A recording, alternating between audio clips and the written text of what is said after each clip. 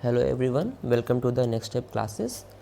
आज हम बात करने जा रहे हैं हमारी 10th एनसीईआरटी का जो चैप्टर नंबर फर्स्ट है हिस्ट्री का, जिसका नाम है the rise of nationalism in Europe. आज हम उसके बारे में थोड़ा सा जानेंगे, और सिर्फ थोड़ा सा जानेंगे नहीं बल्कि हम एक पूरा का पूरा रिवीजन करेंगे, होल रिवीजन करेंगे पूरे चैप्टर के बारे में। ठीक है, तो इस चैप्टर को समझने से पहले आपको थोड़ा सा जानना पड़ेगा द फ्रेंच रेवोल्यूशन के बारे में, जो मेरे ख्याल से आपने लास्ट के अपने 9th में पढ़ा होगा फ्रेंच रेवोल्यूशन के बारे में, French revolution and the idea of the nation. ठीक है, तो सबसे पहले बात करते हैं कि फ्रेंच रेवोल्यूशन से दो चार चीज़ें जो वहाँ से निकल करके आई, जो पूरे यूरोप में फैलना चालू हुई, उसके बारे में। तो एक वर्ड आपको मिलेगा ला पैट्रे, एक वर्ड है ला पैट्रे और एक वर्ड है ले सिटियोन। ले पैट्रे का मतलब होता है द फादरलैंड एंड ले सिटिजन का मतलब होता है द सिटीज़न। इसका मतलब ये हुआ कि जो लैंड है, जो ज़मीन है, जिस देश में हम रह रहे हैं, वो हमारा फादरलैंड है, मतलब वो हमारे पुरखों से हमें मिलता हुआ आ रहा है, उस पर हमारा हक है। और दूसरी बात द सिटीज़न का मतलब कि यहाँ के नागरिकों का, जो नागरिक यहाँ पे रह रहे हैं उनका हक है इसके ऊपर। ये दो वर्ड्स का मीनिंग आपको पहले मैंने समझा दिया। फिर अगला क्या हुआ, एक नया ट्राई कलर फ्लैग इंट्रोड्यूस किया गया फ्रांस के लिए। एक नया 3 कलर का फ्लैग था, ट्राई कलर फ्लैग था, वो आया।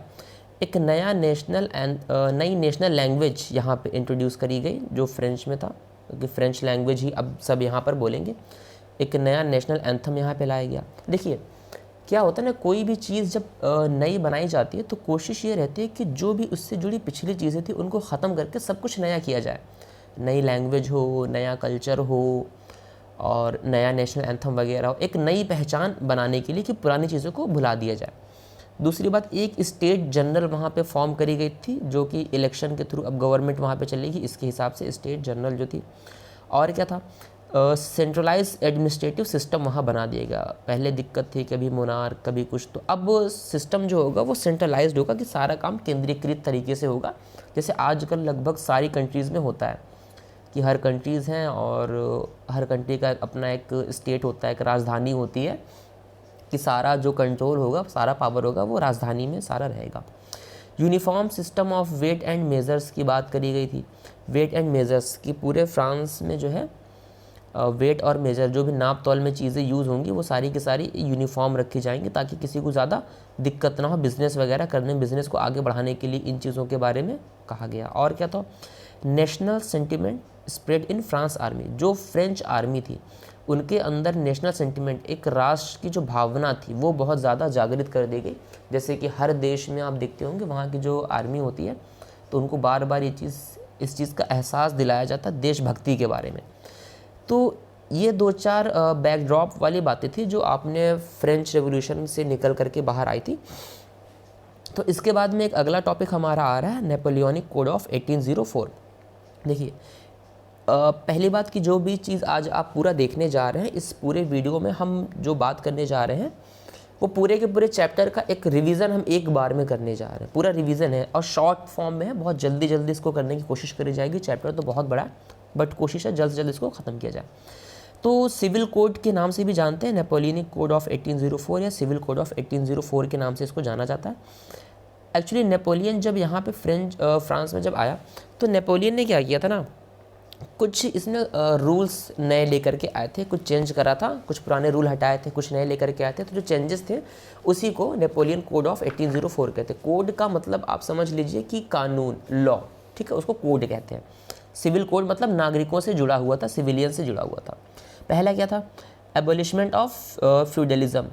फ्यूडलिज्म का मतलब ये हो गया कि जैसे कि आप इसको ऐसे समझ सकते हैं कि पहले जो ज़मींदारी प्रथा एक तरह से, हाँ, कि जो ज़मींदार होते थे और उनके अंदर में जो है ज़मींदारों के पास में ज़मीन ढेर सारी है और उन्होंने 100-50 बंदों को काम पे रख रखा है।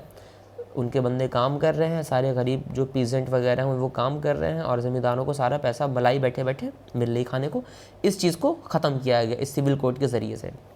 दूसरा, abolishment of bonded labour. Bonded labour जिसको हिंदी में बंधुआ मजदूरी कहा जाता है, कि जो मज़दूर होता है वो कहीं और जा नहीं सकता, उसकी मजबूरी है, उसको वहाँ पर काम करना ही करना है, जितने पैसे मिलेंगे उतने पैसे में काम करना है।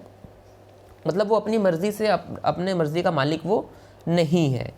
ये एक चीज़ होती है बंधुआ मजदूरी में, इसको ख़त्म करने की कोशिश करी गई थी। ठीक है, 2 पॉइंट देखा। थर्ड पॉइंट क्या है, abolishment of privileges based on birth.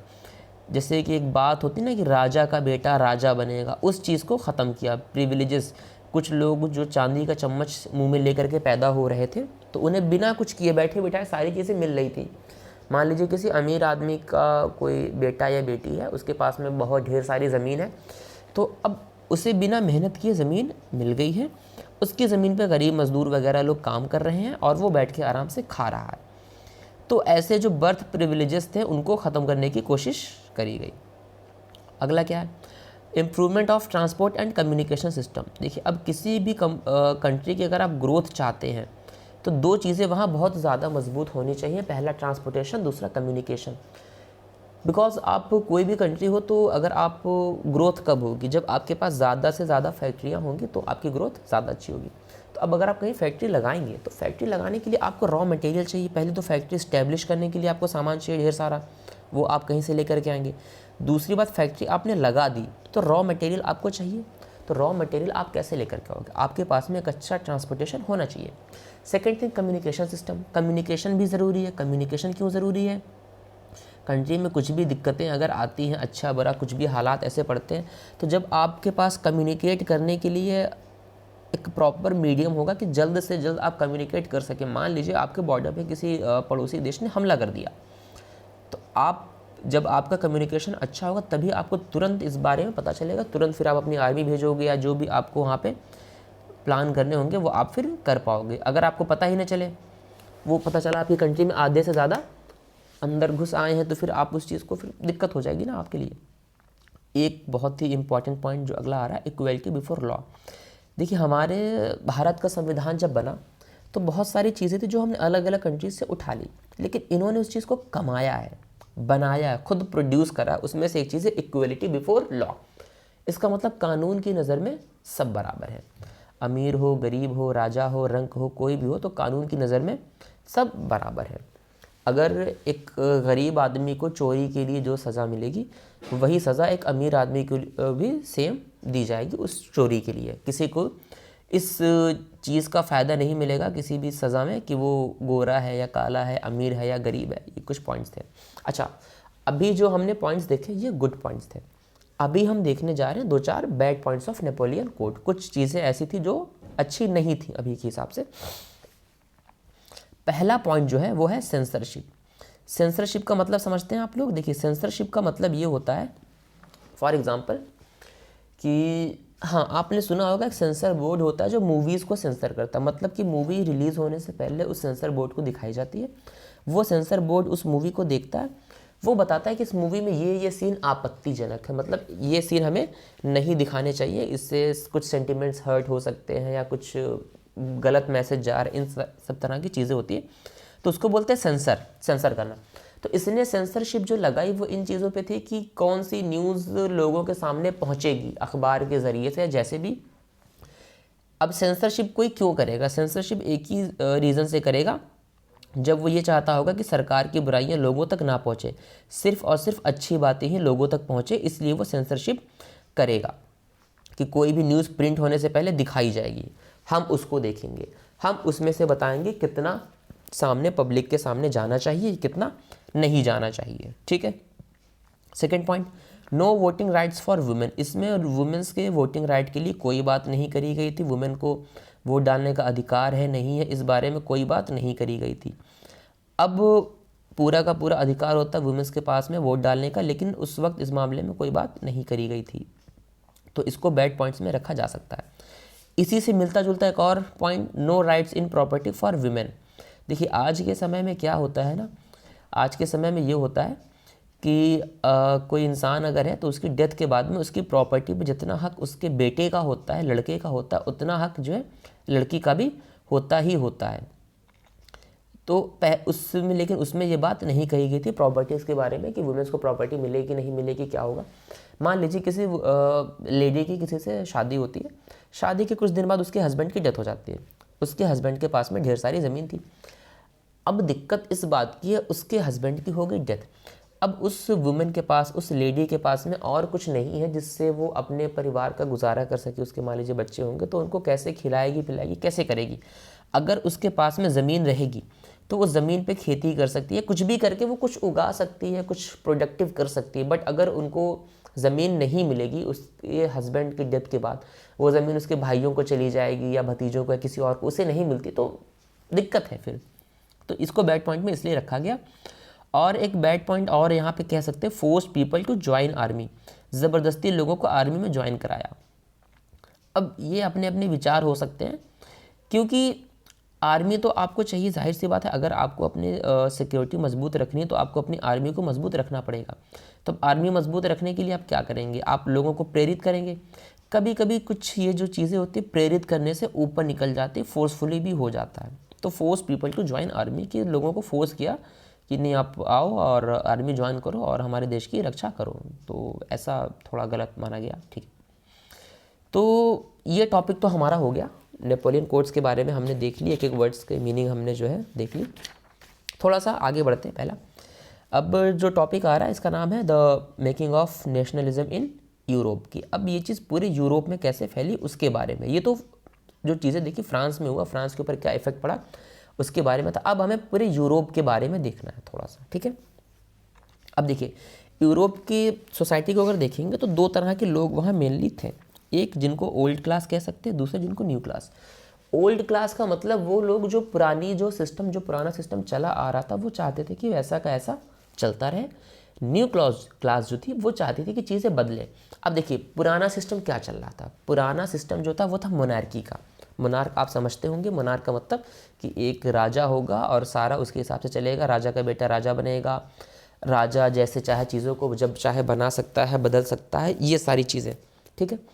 और अच्छा, एक वर्ड आप देख रहे होंगे, सपोर्टर ऑफ लिबर्टी। तो पहले थोड़ा सा इस वर्ड को आप जान लीजिए कि लिबर्टी का मतलब क्या होता है। लिबर्टी का मतलब होता है छूट देना। छूट देना का मतलब कि बहुत ज़्यादा रिस्ट्रिक्शन आप नहीं लगाओगे, थोड़ा सा ढील रहेगी कि लोग कैसा बोलना चाहते हैं, कैसा क्या करना चाहते हैं, मतलब लोगों के साथ कोई ज़ोर ज़बरदस्ती नहीं करी जाएगी। ये होता है लिबर्टी का मतलब। तो लिबर्टी से ही एक वर्ड निकल के आता है लिबरल, या लिबरल से बना हुआ लिबरलिज्म। तो लिबरल या लिबर्टी का मतलब आज़ादी से भी आप मान सकते हैं। तो ओल्ड क्लास जो चाहती थी कि मोनार्की जैसे चल रही है वैसे की वैसे रहे। न्यू क्लास जो चाहती थी कि बदलाव हो। बदलाव क्या हो कि मोनार्की से हमें छुटकारा मिले, और जो चीज़ें हमारे साथ दिक्कतें हो रही थी मोनार्की की वजह से, कि राजा का जब जो मन करेगा, जो कानून चाहे, रूल चाहे वो लगा सकता है, वो सब चीज़ें बंद हो, थोड़ा हम लोग को आज़ादी मिले, छूट मिले। तो अब इनकी विचारधाराएं अलग अलग थी। तो अब जब जाहिर सी बात है विचारधाराएं अगर अलग होंगी तो क्लैशेस तो होंगे। घर में भाई भाई में क्लैश हो जाते हैं ज़रा सी बात को लेकर के। तो ये तो फिर भी एक कंट्री की बात थी, तो इनके बीच में क्लैशेस भी होना स्टार्ट हुए। इन दो क्लासेस में, ओल्ड क्लास और न्यू क्लास के बीच में क्लैशेस स्टार्ट हो गए। क्लैशेस इनके बीच में स्टार्ट हुए। अच्छा, एक चीज़ और देखें, कब हुए?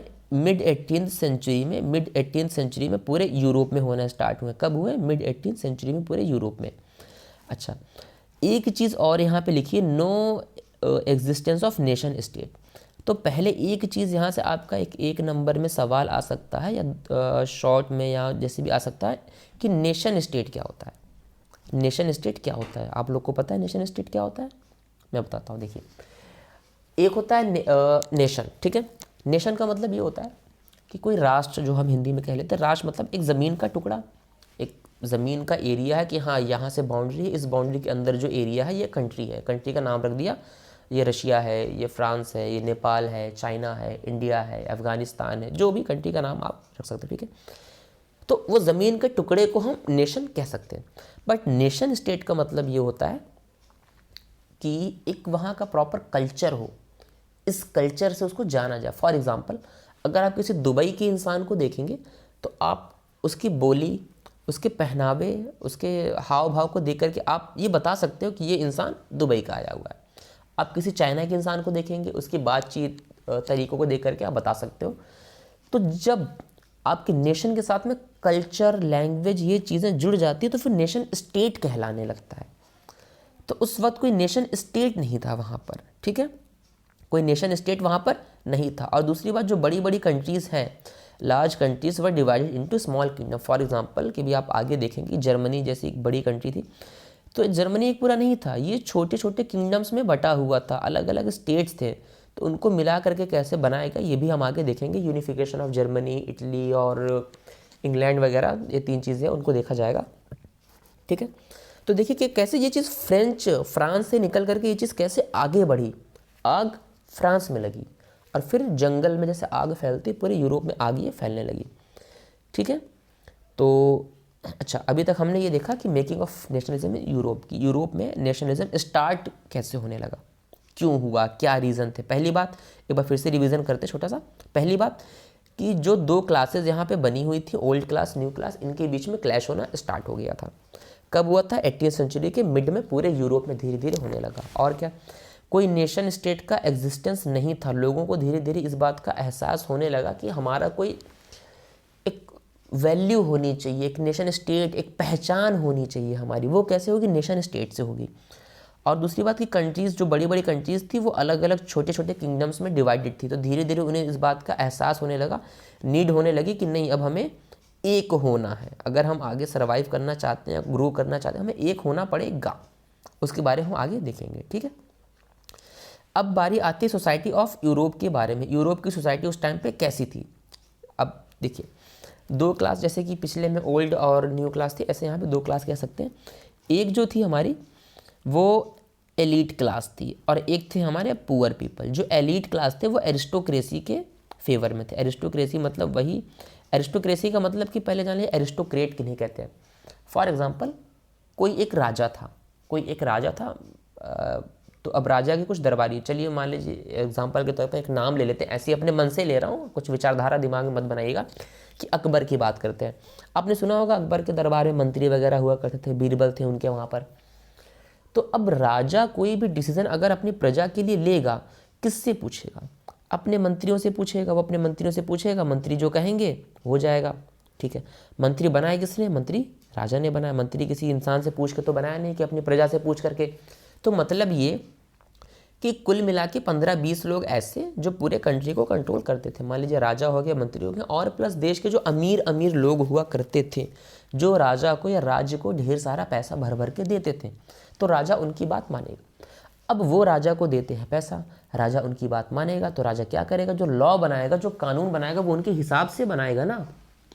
ये भी बात तो देखनी पड़ेगी। तो वही जो एलीट क्लास थे, वही उन्हीं को आप एरिस्टोक्रेट कह सकते हैं। एलीट मतलब अमीर लोग, तो वो एरिस्टोक्रेट आप उन्हें कह सकते हैं, ठीक है। तो वो चाहते थे कि एरिस्टोक्रेसी बनी रहे। और दूसरी तरफ थे पुअर पीपल, गरीब इंसान। गरीब इंसान कौन? वर्कर, जो कहीं पे मिल में, फैक्ट्री में मजदूरी कर रहे थे, इंडस्ट्रीज़ वगैरह में, या खेती किसानी कर रहे थे, ठीक है।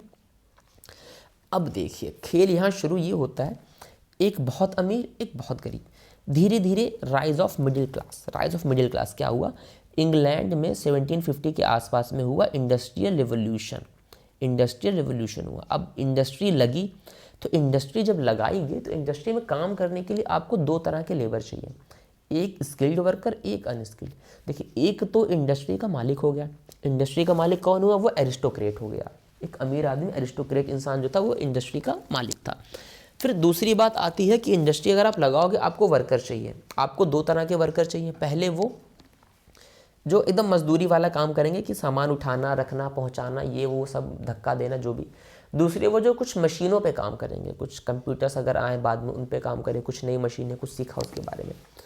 तो अब क्या होता है ना, जो स्किल्ड वर्कर थे, धीरे धीरे उनकी पे ज़्यादा थी, उनकी सैलरी ज़्यादा थी बाकी वर्कर्स के मुकाबले, तो उनके पास पैसे ज़्यादा आने लगे। अब पैसे ज़्यादा आए, तो वहाँ से धीरे धीरे जन्म हुआ मिडिल क्लास का। वो इतने ज़्यादा तो नहीं आए पैसे कि वो एरिस्टोक्रेट बन जाए, ना इतने कम थे कि वो गरीब वर्कर रह जाए। तो इन दोनों के बीच की एक नई क्लास ने जन्म लिया। पानी पी लेता हूँ, 1 मिनट बस।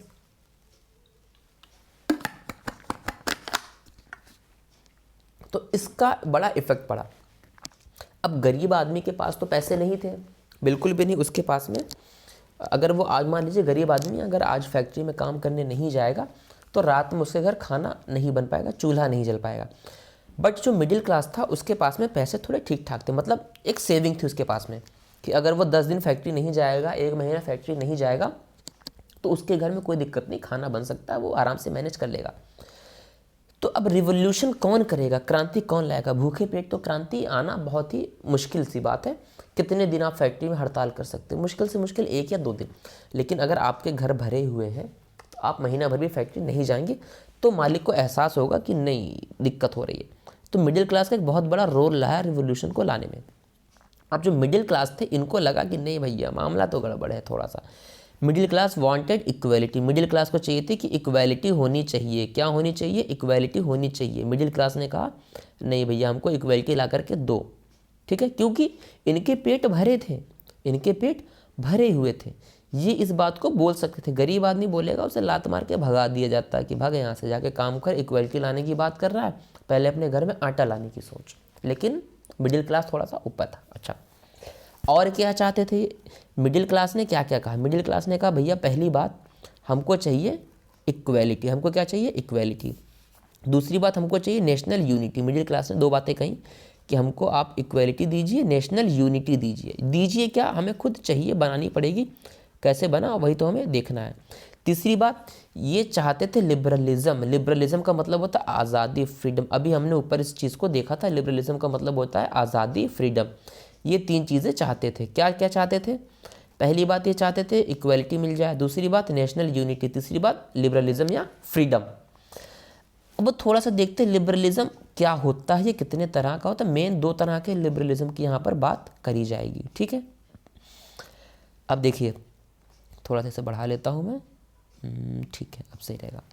तो लिबरलिज्म की बात कर रहे हैं, फ्रीडम चाहिए। दो तरह की फ्रीडम की यहाँ पर बात करी गई। पहला पॉलिटिकल फ्रीडम, दूसरा आपका इकोनॉमिकल फ्रीडम की बात करी जाती है। अब देखिए पॉलिटिकल फ्रीडम में क्या आ गया? फ्रीडम ऑफ इंडिविजुअल, कि हर जो इंडिविजुअल इंसान है उसको फ्रीडम मिलनी चाहिए कि अपने हिसाब से वो जिसको चाहे उसको वोट कर सके या कहिए सपोर्ट कर सके, जो चाहे अपने हिसाब से वो इंसान रह सके। पहली बात कि किसी राजा का या किसी का गुलाम नहीं है वो आदमी, उसकी अपनी एक विचारधारा हो सकती है, सोचने का नज़रिया हो सकता है, उसको सरकार नहीं रोक सकती इस बारे से कि नहीं तुम ऐसे नहीं ऐसे करो, नहीं, इंडिविजुअल की फ्रीडम होनी चाहिए। दूसरी बात जो हम ऊपर देख चुके हैं, फ्रांस में भी आई थी इक्वलिटी बिफोर लॉ। अब वो चीज़ पूरे यूरोप में डिमांड करी जा रही थी कि कानून की नज़र में सब बराबर होने चाहिए। अच्छा, ये डिमांड कौन करेगा? ये डिमांड एरिस्टोक्रेट करेगा? नहीं, उसके तो मज़े हैं, वो तो आराम से गद्दी पे बैठा हुआ है, देश चला रहा है, उसके मज़े हैं। दिक्कत किसको है? गरीबों को और मिडिल क्लास को। तो कौन ये मांगी थी, जो मांगी गई, पूरी हुई नहीं पता नहीं, ये मांगी थी जो मांगी गई थी कि ये होना चाहिए, हुआ या नहीं हुआ ये एक अलग बात है। तो इक्वलिटी बिफोर लॉ, कि कानून की नज़र में सब बराबर होने चाहिए। तीसरी बात जो बहुत ही महत्वपूर्ण है, गवर्नमेंट बाय कंसेंट की बात करी गई कि सरकार कंसेंट से बननी चाहिए। कंसेंट मतलब कि हम गरीबों से भी पूछना चाहिए कि सरकार में कौन रहेगा, कौन है जो हमारे ऊपर राज करेगा। इस चीज़ को चूज़ करने का अधिकार हमारा भी होना चाहिए, बहुत ज़रूरी है। आज दुनिया के लगभग बहुत सारे देशों में डेमोक्रेसी है। डेमोक्रेसी का मतलब कि हर एक इंडिविजुअल बंदे की सहमति होती है कि सरकार में कौन बैठेगा। पहले ये नहीं था, एरिस्टोक्रेसी में ये चीज़ नहीं थी, मोनार्की में ये चीज़ नहीं थी। इस चीज़ को लाने की बातें करी जा रही थी। ये बात होगी पॉलिटिकल फ्रीडम के बारे में, ठीक है। पॉलिटिक्स कैसे चलेगी, सॉरी थोड़ा ऊपर चला गया ये, ठीक है। ये बात थी पॉलिटिकल फ्रीडम के बारे में। दूसरी बात इकोनॉमिकल फ्रीडम के बारे में कि इकॉनमी पे भी तो हमारा हक होना चाहिए। सरकार हमें बताएगी क्या बेचो, कितना बेचो, कैसे बेचो, कब बेचो, नहीं, हमारा होना चाहिए ना। या बेचने की बात नहीं, बनाने की बात भी है। क्या बनाओ, कितना बनाओ, कैसे बनाओ, कब बनाओ, मतलब प्रोड्यूस कब करो। तो वही फ्रीडम ऑफ मार्केट। पहली बात तो मार्केट की फ्रीडम होनी चाहिए कि मार्केट के ऊपर सरकार का कोई कंट्रोल नहीं होना चाहिए। मार्केट के ऊपर सरकार का कोई कंट्रोल नहीं होना चाहिए। एक एग्जांपल से इस चीज़ को आप समझिए। पहली बात, मान लीजिए एक कंपनी है जो शर्ट बनाती है, ठीक है। उसकी शर्ट थोड़ा सा वो बढ़िया क्वालिटी की शर्ट रखती है और उसकी शर्ट मान लीजिए 1500 के आसपास में बिकने लायक होती है कि 1500 में उसको बेचा जाए तो कंपनी को नुकसान भी नहीं होगा और ना ही दिक्कत। अब सरकार कह रही है कि नहीं, तुम अपनी शर्ट 1000 रुपये में बेचो, पब्लिक के फ़ायदे के लिए तुम अपनी शर्ट 1000 रुपये में बेचो। तो भैया ये भी तो देखो ना कि क्वालिटी अगर अच्छी रख रहे हैं तो 1500 की शर्ट को ये 1000 रुपये में कैसे बेच सकता है, उसका नुकसान नहीं होगा। या दूसरा एग्जाम्पल ये कि सरकार कंपनी से कह रही है कि आप हर महीने की 1000 शर्टें बनाइए। मार्केट में शर्ट बिक रही हैं हर महीने 2000, सरकार कह रही नहीं आपको 1000 ही बनानी है। कंपनी का तो नुकसान हो रहा है, खपत तो 2000 की, डिमांड 2000 की, आप करो नहीं 1000 बनाओ। या इसका उल्टा कि कंपनी चाहती है 500 बनाना, या कंपनी चाहती है कि 1000 बनाना, कि मार्केट में तो 1000 बिक रही हैं, सरकार कह रही कि नहीं आप 1500 बनाइए। तो मतलब ये चीज़ कि सरकार कंपनी को नहीं बताएगी क्या करना है कैसे करना है, कंपनी को डिसाइड करने दीजिए। फिर दूसरी बात स्टेट इम्पोज रिस्ट्रिक्शन के बारे की बात कर रहे हैं कि स्टेट इम्पोज रिस्ट्रिक्शन जो लगे हुए थे, कुछ चीज़ें जो सरकार ने रिस्ट्रिक्ट कर रखी थी कि वो रिस्ट्रिक्शन हटने चाहिए कंपनी के जो भी रिलेटेड कि आप ट्रेड कहाँ कर सकते हो, कहाँ नहीं कर सकते हो, किसको बेचना है, ये सब चीज़ें भी नहीं होनी चाहिए दिक्कतें, ठीक है। फिर आती है एक चीज़ फॉर्मेशन ऑफ कस्टम यूनियन, ज़ुल्वरीन के नाम से इसको जो है कहा गया है। अब ये क्या था, ज़ुल्वरीन एक वो बनाई गई थी, क्या कहते हैं, एक यूनियन फॉर्म करी गई थी ज़ुल्वरीन के नाम से, कस्टम यूनियन। इसमें कुछ चीज़ें थी, उसको देखते पहले आप खुद ही समझ जाओगे क्या है। पहला क्या दिया हुआ, इसका इनिशिएटिव लिया था प्रशिया ने, इसका एक प्रशिया एक स्टेट था वहाँ का, उसने इनिशिएटिव लिया था प्रशिया ने इसको बनाने का। इसमें जो है एक मान के चलिए कि एक ग्रुप बनाया गया, एक ऐसा कि जो बिज़नेस को थोड़ा सा कंट्रोल करेगा, उसके बारे में चलेगा पूरे यूरोप के लिए कि बिज़नेस में कैसे डील करना है, कैसे सबका फ़ायदा हो क्या। बाद में प्रशिया ने बनाया, बाद में इसको ज्वाइन करा most of the German state ने इसको ज्वाइन करा। इन्होंने number of currency from over 30 to 2 currencies कर दिया। मतलब कि पूरे यूरोप में उस टाइम लगभग 30 से ज़्यादा करेंसीज चल रही थी। तो अब ज़्यादा से ज़्यादा करेंसीज होंगी तो बिज़नेस करने में थोड़ा दिक्कत होगी, हिसाब करने में, वैल्यू लगाने में करेंसी की दिक्कत होगी। कि मान लीजिए अभी आप इंडिया से नेपाल जाते हो तो आपको पता है कि इंडिया के रुपये में नेपाल के रुपये में कितना फ़र्क है, तो आपके लिए कैलकुलेशन करना थोड़ा सा ईजी हो जाएगा कि इंडिया और नेपाल के पैसे में कैलकुलेशन आप कैसे कर सकते हो कि हाँ इतने गुना है, कैलकुलेट कर लिया। बट एक ही मार्केट में इंडिया का पैसा भी आ जाए, सऊदीया का भी आ जाए, नेपाल का भी रहे, अमेरिका का भी रहे, अफगानिस्तान का भी रहे, तो हर रुपये की अलग अलग वैल्यू हो, तो बिज़नेस करना टफ टास्क। इसलिए 30 से ज़्यादा करेंसीज चल रही थी, उनको कम करके रिड्यूस करके 2 पे लाया गया कि 2 से ज़्यादा करेंसीज नहीं रखी जाएंगी। इस यूनियन जो उनका यूनियन बना रखा था ना, इन्होंने टैरिफ बैरियर्स को ख़त्म करा। मतलब कि एक कंट्री से दूसरे कंट्री में अगर आपको जाना है तो पहले आपको टैरिफ, फॉर एग्जांपल जैसे आप टोल टैक्स देते हैं तो वैसे पहले उन्हें टैक्स एक तरह से पे करना पड़ता था कि आपको यहाँ पे आके बिज़नेस अगर करना है तो इतनी पेमेंट आपको करनी पड़ेगी। तो इस दिक्कत को पहले तो ख़त्म किया गया थोड़ा सा कि ये सब दिक्कतें ख़त्म हो जिससे बिज़नेस प्रॉपर तरीके से चल सके, ठीक है। अच्छा, फिर एक अगला टॉपिक आता है अ न्यू कंजर्वेटिज्म आफ्टर 1815। 1815 के बाद में एक नया कंजर्वेटिज्म आया। तो पहली बात 1815 में ऐसा क्या हुआ था, पहले तो ये जानना ज़रूरी है। अब देखिए एक बैटल हुई थी, उसका नाम है बैटल ऑफ वाटरलू। देखिए बहुत ही इंपॉर्टेंट टॉपिक के बारे में बात करने जा रहे हैं, इससे कई सारी चीज़ें निकल के बाहर आती है। ये समझ लीजिए शुरुआत एक तरह से इंपॉर्टेंट टॉपिक्स की यहाँ से। अब जितनी भी चीज़ें आएंगी सब के सब इंपॉर्टेंट हैं। वाटरलू एक जगह थी, वहाँ बैटल हुई। तो बैटल किसके बीच में हुई, ये बैटल हुई थी, हम उन्हें कहते हैं प्रैब कंट्रीज़ कहते हैं, उन्हें कहा जाता है प्रैब कंट्रीज़। ये देखिए यहाँ पे प्रैब लिख रखा है।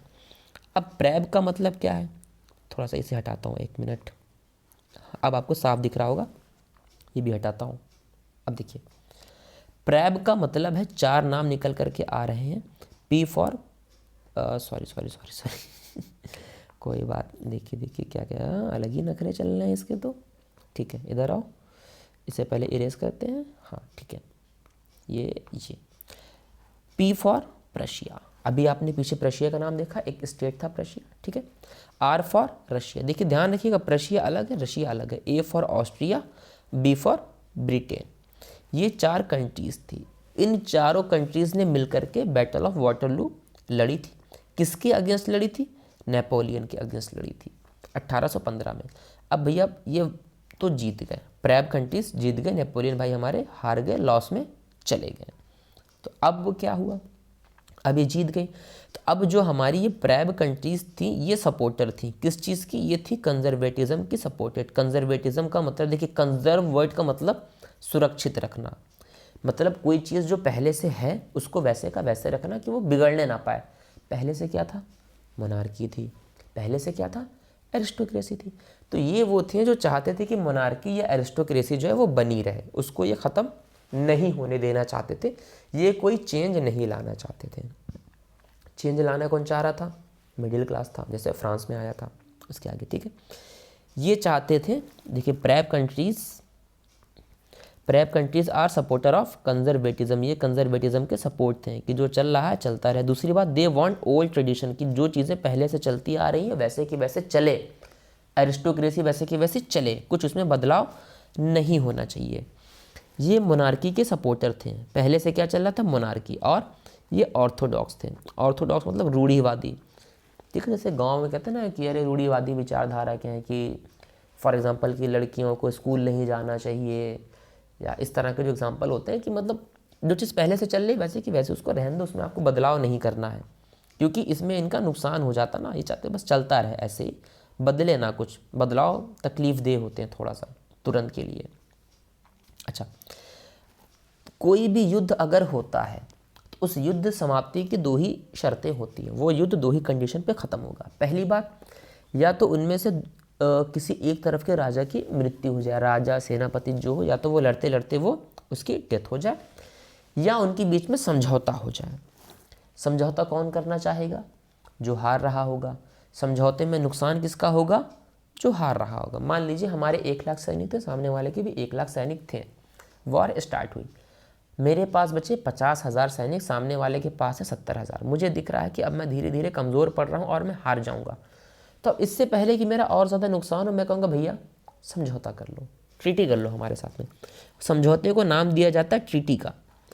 ट्रीटी जिस जगह पे होती है वही उसका नाम हो जाता है। ये ट्रीटी हुई थी वियना में, इसलिए इसको ट्रीटी ऑफ वियना कहा जाता है।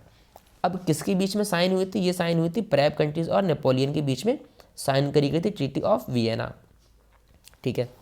इसमें क्या करा गया था, इसमें ये करा गया था कि जितने भी नेपोलियन ने चेंजेस करे थे सबको अनडू कर दिया गया। अनडू मतलब नेपोलियन ने जितने चेंजेस लाए थे जो भी, उनको ख़त्म कर दिया गया कि नहीं, जो पुरानी चीज़ें थी वैसी की वैसे चलती रही है, नया कुछ भी अब नहीं चलेगा, नया कुछ भी नहीं चलने वाला है, नई चीज़ों को ख़त्म करो, पहले से चल रहा था वैसे का वैसे चलने दो, ठीक है। वो ये चाह रहे थे। फिर क्या हुआ, सेटलमेंट ऑफ यूरोप। ये एक बहुत ज़रूरी टॉपिक, मतलब समझ रही, इस चीज़ को समझना बहुत ज़रूरी आपके लिए। सेटलमेंट ऑफ यूरोप का क्या मतलब है। यूरोप तो बहुत बड़ा था, कई सारी कंपनी थी, फ्रांस थी, रशिया, और क्या कहा जाए, जर्मनी हो गया, बाकी प्रशिया वगैरह देखा आपने, बहुत सारे थे इसमें।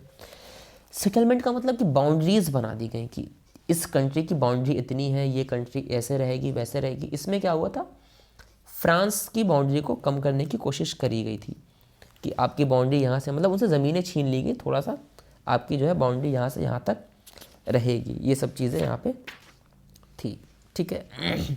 अच्छा, यहाँ तक का टॉपिक मेरे ख्याल से आपको समझ में आ गया होगा। अब तक थोड़ा सा आगे चलते हैं अब यहाँ से, ठीक है। अब वियना ट्रीटी के बाद में क्या हुआ था, वियना ट्रीटी में हारा कौन था, नेपोलियन हारा था, ठीक है। उस साइड थे लिबरल्स, मतलब उधर दिक्कत है। अब लिबरल्स के लिए दिक्कत होने लगी क्योंकि कंजर्वेटिज्म आ गया था, जो पुरानी चीज़ें चाह रहे थे, और ये लिबरल को ढूंढ ढूंढ के मारना चालू कर दिए। लिबरल इनके अपोज वाले थे, तो अब भाई कौन चाहेगा कि हमारा अपोजिशन हमारे सामने बैठा रहे। तो अब वियना ट्रीटी के बाद जो लिबरल्स थे धीरे धीरे अंडरग्राउंड होने लगे, छुपने लगे कि नहीं भैया माहौल अभी अच्छा नहीं है, भाग चलो। अब जब ये छुपे थे तो छुपने के बाद भी धीरे धीरे काम कर रहे थे। इन्होंने कुछ सीक्रेट सोसाइटीज़ बनाई थी टू अपोज मोनार्की, किस लिए, अपने उस मिशन को पूरा करने के लिए। इनका मिशन था मोनार्की को हमें ख़त्म करना है, तो मोनार्की को अपोज करने के लिए इन्होंने कुछ सीक्रेट सोसाइटीज़ बना करके रखी थी, और डेमोक्रेटिक प्रिंसिपल लोगों के बीच में फैला रहे थे। अंदर ही अंदर ये मीटिंग्स करते थे, न्यूज़पेपर वगैरह निकालना हुआ तो वो निकालते थे, जहाँ भी बन पाता था लोगों के बीच ही जा रहे थे, उन्हें भड़का रहे थे या भावनाएं जागृत कर रहे थे डेमोक्रेसी को लेकर के। इनमें एक बहुत इम्पॉर्टेंट नाम आता है सामने, इसका नाम है गिज़िपी मैज़िनी। थोड़ा सा प्रोनाउंसिएशन थोड़ा अजीब है, ठीक है, गिज़िपी मैज़िनी नाम है। इस इंसान ने 2 सीक्रेट सोसाइटी बनाई थी। ये इंसान भी लिबरल था, ये भी बाकियों की तरह अंदर छुपा हुआ था, छुपे हुए इसने बहुत सारे काम करे। सबसे महत्वपूर्ण काम जो इसने करे, इन्होंने 2 सीक्रेट सोसाइटीज़ फॉर्म करी थी, ठीक है। अच्छा, इसके बारे में थोड़ा सा ये दिया है कि बॉर्न इन जिनेवा 1807, इनका जन्म जो है 1807 में जिनेवा में हुआ था, ठीक है। जो 2 सोसाइटीज़ इन्होंने बनाई थी, पहली थी हमारी, इसका नाम है यंग इटली, दूसरी का नाम है यंग यूरोप, यंग इटली और यंग यूरोप। यंग इटली बनाई गई थी मार्सेलीज में, यंग यूरोप बनाई गई थी बर्न में, बर्न या बर्नी के नाम से। ये दो नाम याद रखिएगा, एक नंबर में ज़रूर आता है, अक्सर आता है कि यंग इटली किसने बनाई थी या यंग यूरोप किसने बनाई थी, या गिजिप्पी मैजिनी ने कौन सी 2 सीक्रेट सोसाइटीज़ फॉर्म करी थी और कहाँ फॉर्म करी थी, तो याद रखिएगा। विज़न क्या था इनका, भाई काम कर रहे हैं तो कुछ सोच के कराओ ना, अपने मतलब से नहीं फालतू बैठे कि आओ चलो सीक्रेट सोसाइटीज़ बनाते हैं, नहीं। क्या विज़न था इनका, इसको देखते हैं। विज़न ऑफ मैजिनी, दो चीज़ें मेन थी। पहला, द एंड ऑफ कंजर्वेटिज्म, ये कंजर्वेटिज्म को ख़त्म करना चाहते थे, कंजर्वेटिज्म को ख़त्म, ठीक। अरब कंट्री से इनका झगड़ा था उतना से लोगों से। And to bring democracy, conservatism अगर ख़त्म होगा तो उसकी जगह पर कुछ तो आएगा। अगर कोई पुरानी चीज़ ख़त्म होगी तो कुछ तो नया आएगा उसकी जगह पर। पानी पी रहा था। मान लीजिए अगर आप बिरयानी नहीं खाएंगे तो दाल चावल तो खाएंगे ना, या दाल चावल नहीं खाएंगे तो बिरयानी कुछ तो खाएंगे। तो कंजर्वेटिज्म को ख़त्म करना है, डेमोक्रेसी को लेकर के आना है। अच्छा, अब एक नाम यहाँ पे आता है, एनसीईआरटी में दिया हुआ था तो मैंने भी यहाँ पे रख लिया, मुझे थोड़ा सा ज़रूरी लगा, पूछा गया था। मेटरनिक एक नाम है, इन्होंने इसे कहा था the most dangerous enemy of our social order. इन्होंने किसको, गिजिप्पी मैजिनी को कहा था, मतलब कि ये कंजर्वेटिज्म सपोर्टर रहे होंगे। इन्होंने कहा था the most dangerous enemy of our social order, कि हमारा जो सोशल ऑर्डर है उसको बिगाड़ने का जो काम कर, सबसे खतरनाक इंसान जो है उसका नाम गिजिप्पी मैजिनी है, ऐसा इनका मानना था। अच्छा, एक चैप्टर का एक पार्ट यहाँ पे एंड होता है, अब एक नया पार्ट सामने स्टार्ट होता है जिसको एज ऑफ रिवोल्यूशन के नाम से दिया हुआ, एज ऑफ रिवोल्यूशन के नाम से। इसकी एक डेट है, 1830 से लेकर के 1848 तक के बीच में रेवोल्यूशंस चले हैं, ये डेट याद रखिएगा। पूछ सकता है एज ऑफ रेवोल्यूशन का डेट्स बताइए, तो आप बता सकते हैं 1830 से लेकर के 1848, 1830 से 1848 तक के बीच में एज ऑफ रेवोल्यूशन आपका रहा है। अब क्या क्या उनके बारे में, पहला, fight between conservatism and liberals. अगर आपका रिवोल्यूशन होता है तो किन के बीच में होगा, दो ही लोग के बीच में होगा ना, पहली बात, कंजर्वेटिव और लिबरल के बीच में, ठीक है। लिबरल जो थे जो सिर्फ आज़ादी चाहते थे, अब धीरे धीरे इनकी भावनाएं जुड़ने लगी नेशनलिज्म के साथ में, इनकी भावनाएं इनके देश के साथ में जुड़ने लगी। पहले ये अपना सिर्फ एक पर्सनल लेवल पे चाहते कि लोगों को आज़ादी मिले, मानवता, ये ह्यूमैनिटी को लेकर के सोच रहे थे, अब ये नेशनलिज्म को लेकर के सोचने लगे। कुछ रिवोल्यूशनरी कंट्रीज़ के नाम यहाँ पर हैं जो आप देख सकते हैं, ठीक है। पहला तो नाम आता ऑटोमन एम्पायर, मतलब आज का टर्की जहाँ पे, वहाँ ऑटोमन एम्पायर का राज था। दूसरा पोलैंड, जर्मनी, इटली और ब्रिटेन, ये 3, 4, 5 नाम यहाँ पे दिए हुए हैं। अब 1830 के रिवोल्यूशन की बात करते हैं। पहले 1830 में क्या हुआ था, देखिए वाटरलू का जो युद्ध हुआ था, तो वाटरलू के युद्ध के बाद क्या हुआ था, एक बर्बन डायनेस्टी थी। डायनेस्टी मतलब वंश जो होता है कि एक राजा उसका बेटा, उस तरह से चल रहा था, तो एक बर्बन डायनेस्टी थी। तो बर्बन डायनेस्टी को जो है ये जिम्मेदारी सौंपी गई थी कि आज से यहाँ पे राजकाज आपको संभालना है, ठीक है, आपको राजकाज सारा यहाँ पर संभालते हुए चलना है। तो ये वाटरलू के बाद में ये यहाँ पे आई थी। तो अब 1830 में क्या हुआ था, रिवोल्यूशंस वगैरह, जुलाई में एक रिवोल्यूशन हुआ था, और जुलाई के महीने में जो बर्बन डायनेस्टी 1815 में वाटरलू के बाद जो बर्बन डायनेस्टी वहाँ पे रूल करने के लिए बिठा दी गई थी, उसको लोगों ने उखाड़ फेंका, ओवरथ्रोन। कहाँ लिखा है, ये रहा, ठीक है, overthrown. Bourbon dynasty which comes in ruling after battle of Waterloo were overthrown by liberals in the July revolution. July revolution के बाद में उसे वहाँ से उखाड़ फेंका गया। तो अब एक राजा गया तो दूसरा कुछ तो आएगा ना, मैंने बताया ना कि अगर एक चीज़ गई तो कुछ तो आएगा। तो कौन आया, अब बर्बन डायनेस्टी के जाने के बाद में कौन आया, पहले मोनार्की थी, वहाँ क्या थी, वो मोनार्की थी। अब यहाँ पे कॉन्स्टिट्यूशनल मोनार्की आ गई, और जो राजा बनाया गया उस बंदे का नाम था लुई फिलिप। लुई फिलिप जी को यहाँ पर राजा बना दिया गया, ठीक है। तो अगर सिंपल 2 लाइनों में आप बताना चाहें कि जुलाई रेवोल्यूशन ऑफ 1830 के बारे में, तो यही हुआ था कि लोग बहुत परेशान थे, गुस्सा थे, तो लोगों ने वहाँ पर रेवोल्यूशन करा, प्रोटेस्ट करा, और जो बर्बन डायनेस्टी वहाँ पर रूल कर रही थी उनको वहाँ से गद्दी पर से हटा दिया, उनकी जगह पर लुई फिलिप को राजा बनाया गया, ठीक है। अच्छा, अब जुलाई रेवोल्यूशन जो हुआ उसके कुछ आउटकम्स आप यहाँ पे देख लीजिए। जुलाई रेवोल्यूशन हुआ उसके कुछ आउटकम्स क्या हैं उसके बारे में यहाँ पे, ठीक है। दो मेन आउटकम यहाँ पे आप देख सकते हैं। पहला आउटकम है अपराइजिंग इन ब्रुसेल्स। ब्रुसेल्स कह सकते हैं बेल्जियम जो था, वहाँ पे बेल्जियम एक जगह, ठीक है। Belgium province had been united with Holland into a single kingdom of the Netherlands. जो बेल्जियम प्रोविंस था ये यूनाइटेड हो गया हॉलैंड के साथ में, वही हॉलैंड जिसको नीदरलैंड के नाम से भी जानते हैं। एक सिंगल किंगडम जो है बना दिया, पहले वहाँ था, बाद में सिंगल किंगडम इसको बना दिएगा नीदरलैंड के अंदर बेल्जियम को, ठीक है। और Greek war of independence, Greek war, वहाँ पे जो ग्रीस पीपल थे, Greece had been a part of the Ottoman empire. Greece पहले ऑटोमन एम्पायर का पार्ट था। वहाँ भी धीरे धीरे नेशनलिज्म की फीलिंग फैलने लगी लोगों के बीच में, और अब लोग उनको सपोर्ट मिला, वेस्टर्न यूरोपियन कंट्रीज से उन्हें सपोर्ट मिला। अब सपोर्ट मिला तो वहाँ पे जो है धीरे धीरे लोग अपोज करने लगे कि नहीं, हम बाहर निकलना चाहते हैं। एक नाम यहाँ पे आता है रोल ऑफ पोएट करके, लॉर्ड बायरन एक पोएट थे वहाँ पे। इन्होंने अपनी पोएम्स के थ्रू काफ़ी कोशिश करी लोगों को जागृत करने की। तो ग्रीक वॉर वहाँ पे जो हुई वो एंड हुई द ट्रीटी ऑफ कॉन्स्टेंटिनोपल।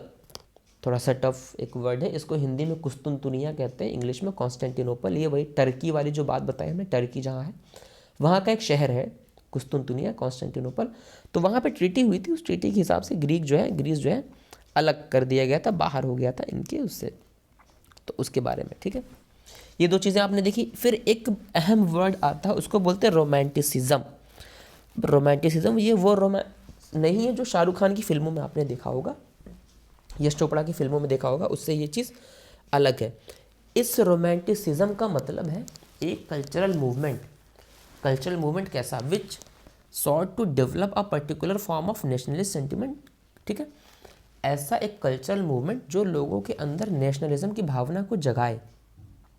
एक ऐसा मूवमेंट जो लोगों के अंदर एक स्पेशल तरह का मूवमेंट आप चलाएं जो लोगों के अंदर जगाए। क्या जगाए?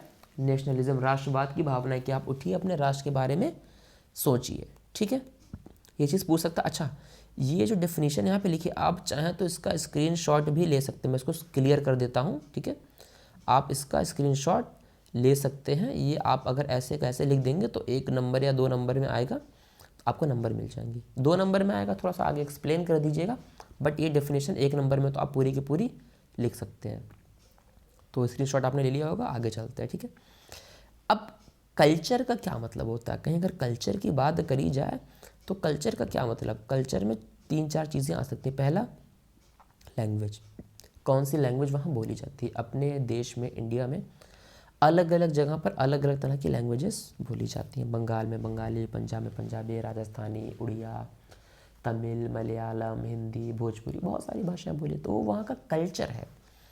फिर आती कल्चर में स्टोरीज़ का बहुत बड़ा रोल होता है। कुछ स्टोरीज़ हैं जो इंडिया में चल रही हैं, उसका रिलीजन से कोई वो नहीं है, वो इंडिया वाले सब बिलीव करते हैं, चाहे वो किसी भी रिलीजन के। वो स्टोरीज़ आज जब भी कोई सुनता है तो एक देश वाली जो फीलिंग है उसके अंदर वो फीलिंग आने लगती है देश को लेकर के। जैसे आज भी अगर किसी बच्चे को आप झांसी की रानी की कहानी बताएंगे ना, उसके अंदर वो देशभक्ति की भावना अपने आप जागने लगेगी।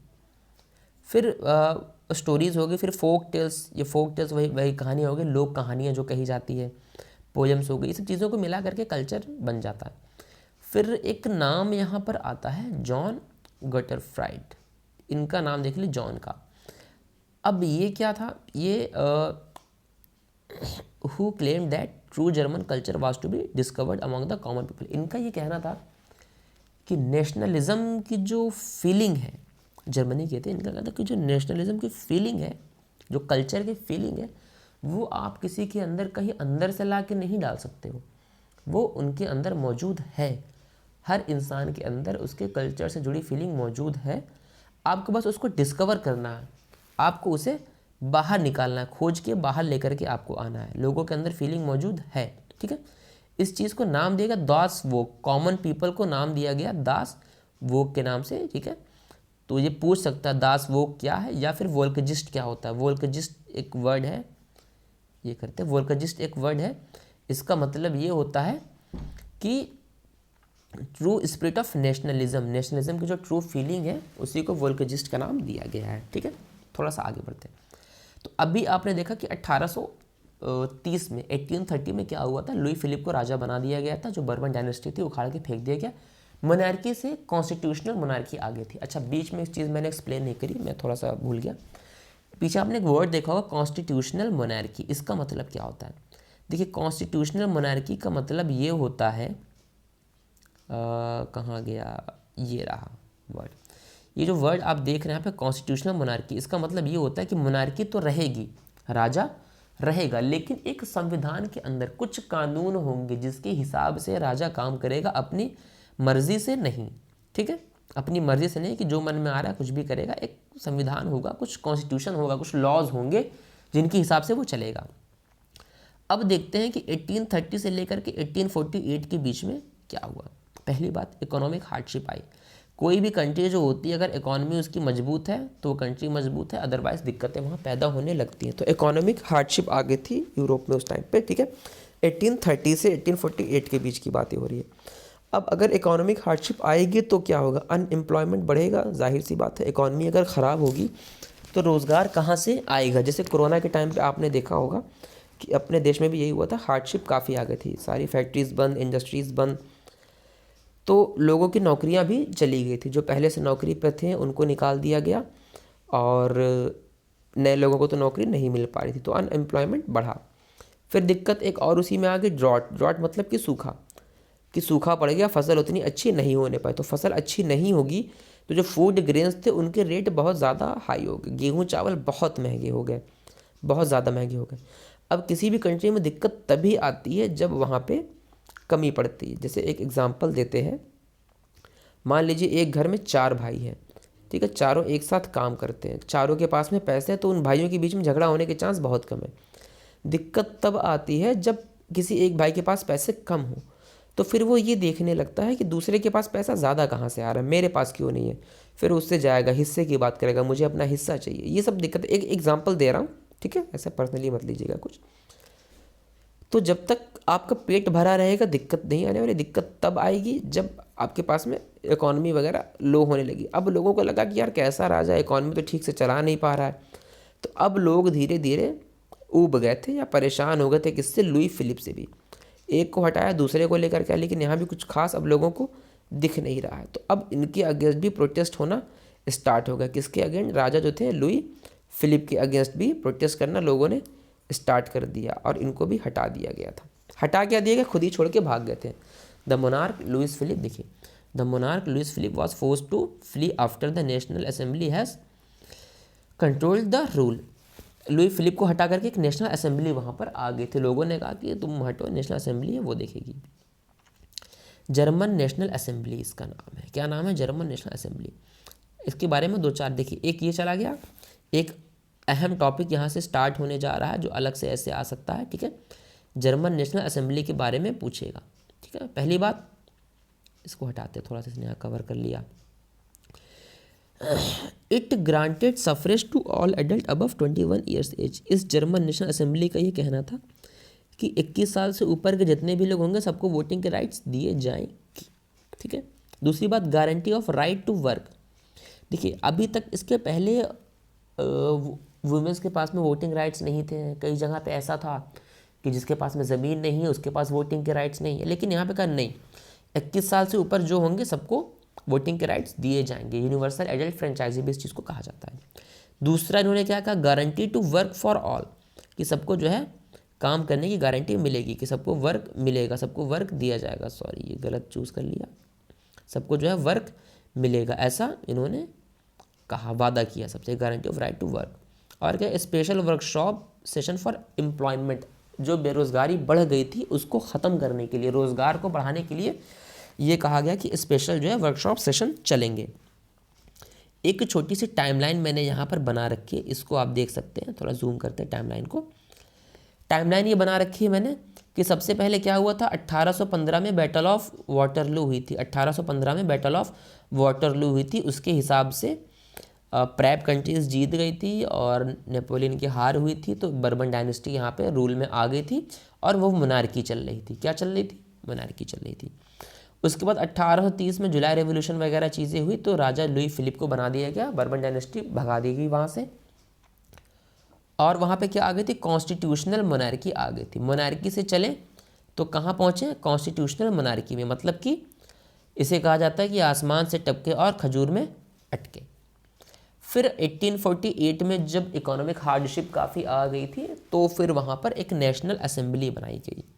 नेशनल असेंबली जो लोगों ने मिलकर बनाई, वहाँ पे खुद ही वो नेशनल असेंबली आई और वहाँ पे आकर के वो खुद ही राज अपना उसने स्टार्ट कर दिया। रिपब्लिक ये चुनी हुई थी, मोनार्की से आप आए कॉन्स्टिट्यूशनल मोनार्की, फिर आ गए रिपब्लिक के ऊपर आप आ गए, ठीक है। अच्छा, थोड़ा आगे बढ़ते हैं। एक छोटा सा टॉपिक बीच में आ जाता है, सिलेसिया एपिसोड ऑफ 1845। सिलेसिया एक जगह है, तो वहाँ क्या हुआ था 1845 में, उसके बारे में पूछ लेता है। अहम टॉपिक है, उसको भी साथ में देखते चलिए। 4 जून 2 बजे दोपहर के, 4 जून दोपहर के 2 बजे।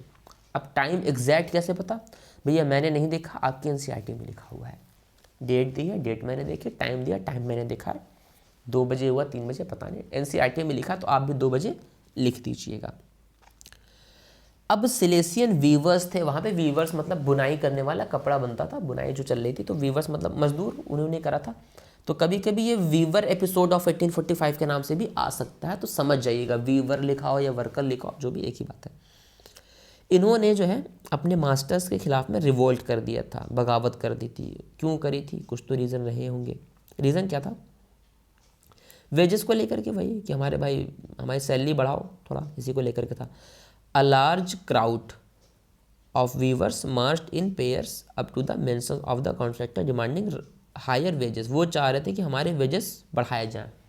तो large worker of group, the crowd, पूरा भीड़ इकट्ठा करके वीवर्स जो है अपना रैली निकाली इन्होंने, और जो उनके मास्टर्स थे, जो भी इनके मालिक थे, उनके घरों की तरफ ये पहुँचे, और जो उनके मेंशन थे, जो उनके बंगले थे, उनको तोड़ फोड़ करना इन लोगों ने स्टार्ट कर दिया एकदम बढ़िया से।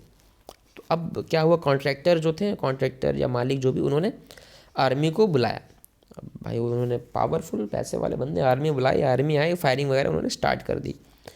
11 वीवर्स वहाँ पे डेथ हो गई थी उनकी, उन्हें गोली लगी थी, डेथ हो गई थी।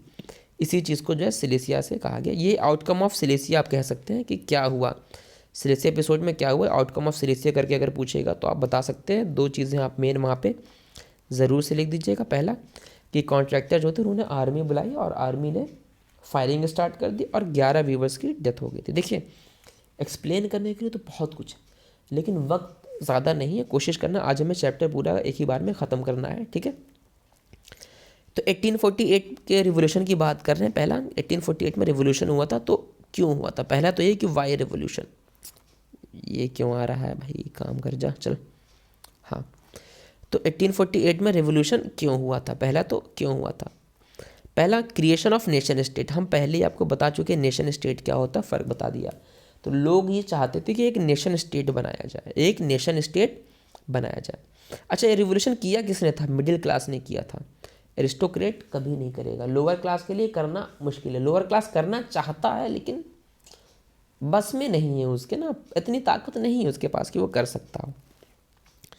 तो पहली बात, क्रिएशन ऑफ नेशन स्टेट, एक नेशन स्टेट हमें चाहिए। दूसरी बात, नीड ऑफ पार्लियामेंट्री प्रिंसिपल, एक पार्लियामेंट्री प्रिंसिपल्स कुछ होने चाहिए कि कानून कैसे बनेगा। ये नहीं अपनी मर्जी से जो मन में आए हमने बना लिया, नहीं, कानून कैसे बनेगा, कुछ प्रिंसिपल्स होने चाहिए, कुछ सिद्धांत हो कि क्या सही है क्या गलत है, कुछ तो होना चाहिए ना जिसके बेस पे आप कानून बनाए।